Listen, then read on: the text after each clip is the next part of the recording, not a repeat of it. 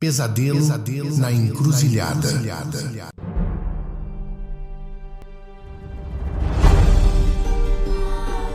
Na penumbra da noite eterna, Gabriel encontrou-se prisioneiro de um pesadelo indescritível.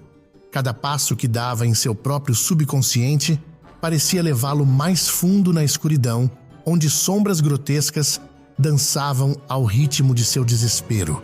As árvores retorcidas dos bosques sombrios sussurravam segredos sinistros, e o uivo distante de uma criatura desconhecida ecoava como um lamento desolador.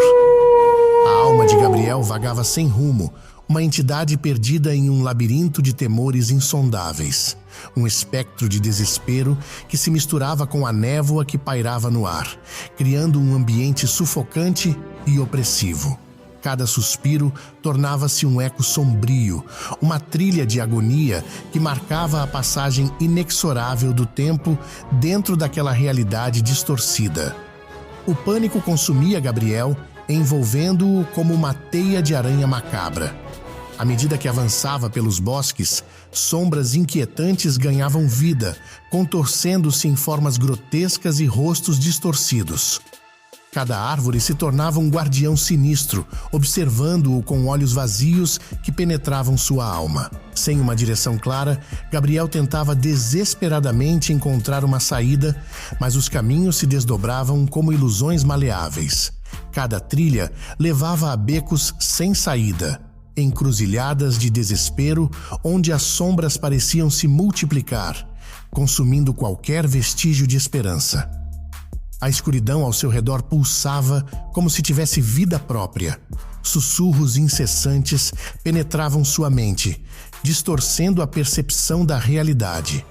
Fragmentos de memórias se desvaneciam, substituídos por imagens distorcidas e aterrorizantes. Gabriel se via cercado por figuras espectrais, cada uma um eco de seu próprio tormento. Quando a desesperança atingia seu ápice, Gabriel tentou fechar os olhos, buscando escapar da tortura que o envolvia. Contudo, ao abrir os olhos novamente, uma revelação horripilante aguardava-o. A escuridão ainda persistia, as sombras continuavam a dançar, e a sensação de estar perdido só intensificava. Foi nesse momento que Gabriel, com um último suspiro de coragem, percebeu a verdade assustadora. A linha entre o pesadelo e a realidade havia se desvanecido. Cada passo que ele dera, cada visão distorcida, tudo aquilo não fora apenas um produto de sua mente atormentada. A realidade tornara-se o pesadelo, e o pesadelo, a cruel verdade que o aprisionava.